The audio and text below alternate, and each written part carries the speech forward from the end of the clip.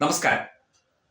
മൂന്നാം പിണറായി സർക്കാർ അധികാരത്തിൽ വരുമോ, അതോ UDF ആയിരിക്കുമോ അധികാരത്തിൽ വരുന്നത്? BJP എത്ര സീറ്റ് പിടിക്കും? BJP സീറ്റ് പിടിക്കുന്നത് കൊണ്ട് അല്ലെങ്കിൽ സീറ്റ് നേടുന്നത് കൊണ്ട് ആർക്കാണ് ഗുണം തുടങ്ങിയ ചർച്ചകൾ കൊഴുക്കുകയാണ്. ചില സർവേ ഫലങ്ങളും അല്ലെങ്കിൽ ചില പരിശോധനാ ഫലങ്ങളും ഒക്കെ തന്നെ വരുന്നുണ്ട്. എന്തൊക്കെയായാലും ജനം വോട്ട് ചെയ്ത് ഇലക്ഷനിൽ വോട്ടെണ്ണി കഴിയുമ്പോൾ മാത്രമേ നമുക്കിത് വ്യക്തമായി അറിയാൻ സാധിക്കുകയുള്ളൂ.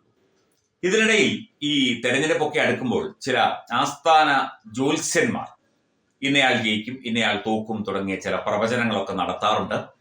പ്രസ് ക്ലബിൽ പണമടച്ച് വാർത്താ സമ്മേളനം നടത്തിയും ഒക്കെ ചില പ്രവചനങ്ങൾ നടക്കാറുണ്ട്.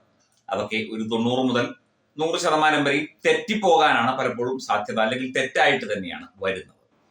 മൂന്നാം പിണറായി സർക്കാർ അധികാരത്തിൽ വരുമോ എന്ന് ഒരു ഗ്രൂപ്പിൽ ചില ജ്യോതിഷികളൊക്കെ ചേർന്ന് ചില രാശി ഘടകങ്ങളൊക്കെ തന്നെ വിലയിരുത്തിക്കൊണ്ട് ചില പ്രവചനങ്ങളൊക്കെ നടത്തി. അവർ പറയുന്നത് മൂന്നാം പിണറായി സർക്കാരിനുള്ള സാധ്യത വളരെ വലുതാണ് എന്നുള്ളതാണ്. ജ്യോതിഷ വിശ്വാസപ്രകാരവും അതുപോലെ തന്നെ ഗ്രഹസ്ഥിതി പ്രകാരവും ഒക്കെ തന്നെ മൂന്നാം LDF സർക്കാർ, അത് പിണറായി വിജയന്റെ നേതൃത്വത്തിൽ തന്നെ എന്ന് വേണമെങ്കിൽ പറയാം, ആ രീതിയിൽ തന്നെ അധികാരത്തിൽ വരും എന്ന് ചിലർ വിലയിരുത്തുന്നു. നമ്മളിത് അവരുടെ വിലയിരുത്തലായിട്ട് മാത്രമേ ഇതിനെ കാണുന്നുള്ളൂ. നമ്മൾ ആധികാരികമായി പറയുകയല്ല, ഇതൊരു സർവേ അല്ല, ഇതൊരു വെറുമൊരു പ്രവചനം മാത്രമാണ്. അവർ ഇതിന് ചില ശാസ്ത്രീയമായ ചില രാശി പ്രമാണങ്ങളൊക്കെ പറയുന്നുണ്ട്. അത് എത്രത്തോളം പ്രാവർത്തികമാണ് എന്നുള്ള കാര്യം നമുക്കറിയില്ല. എന്തൊക്കെയായാലും ശരി, ഇത് ഇവരുടെ മാത്രമായ ചില വിശ്വാസ പ്രമാണങ്ങളെ അധികാരപ്പെടുത്തിയുള്ളതാണ്. മൂന്നാം പിണറായി സർക്കാർ അധികാരത്തിൽ വരും എന്നത് അവരതിന്റെ ഗ്രഹസ്ഥിതി, രാശിസ്ഥിതിയൊക്കെ തന്നെ കൊടുത്തുകൊണ്ടാണ് ഈ ഒരു പ്രവചനം സമൂഹ മാധ്യമത്തിലൂടെ നടത്തിയിരിക്കുന്നത്. UDF വരും, VD സതീശൻ അടുത്ത മുഖ്യമന്ത്രി എന്ന തരത്തിൽ പ്രചരണം നടക്കുമ്പോൾ ഒരാൾ ചോദിച്ച ചോദ്യം മൂന്നാം തവണയും പിണറായി മുഖ്യമന്ത്രിയായി ഇടതുപക്ഷം അധികാരത്തിൽ വരുമോ എന്നാണ്. ഈ ചോദ്യം ചോദിച്ച സമയവും മറ്റ് ചില ഘടകങ്ങളും ഒക്കെ മുൻനിർത്തിയാണ് ഈ ഒരു പ്രവചനം ഇവർ നടത്തിയിരിക്കുന്നത്. 24 ഫെബ്രുവരി 2026 12:03 PM, സ്ഥലം തിരുവനന്തപുരം. ഉദയലഗ്നം, ഇടവലഗ്നമാണ്, ശുക്രനാണ് അധിപൻ.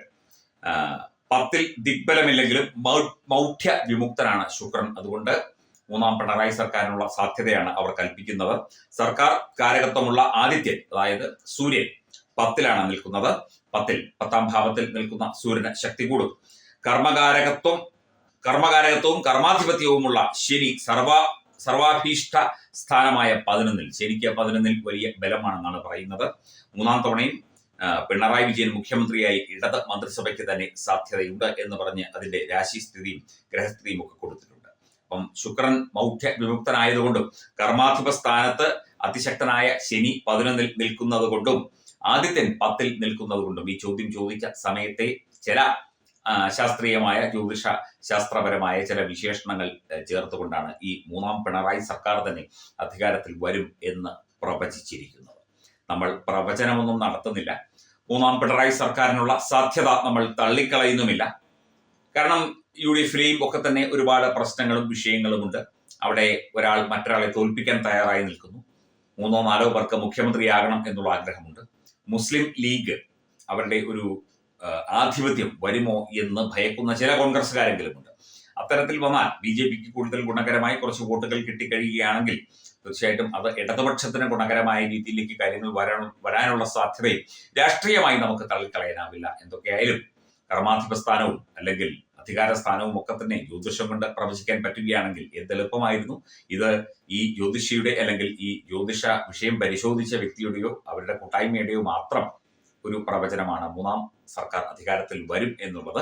അത് നടക്കുമോ ഇല്ലയോ എന്ന് നമുക്ക് കാത്തിരുന്ന് കാണുകയല്ലാതെ മാർഗമില്ല കേരളത്തിലെ ഇന്നത്തെ രാഷ്ട്രീയ സ്ഥിതിയിൽ.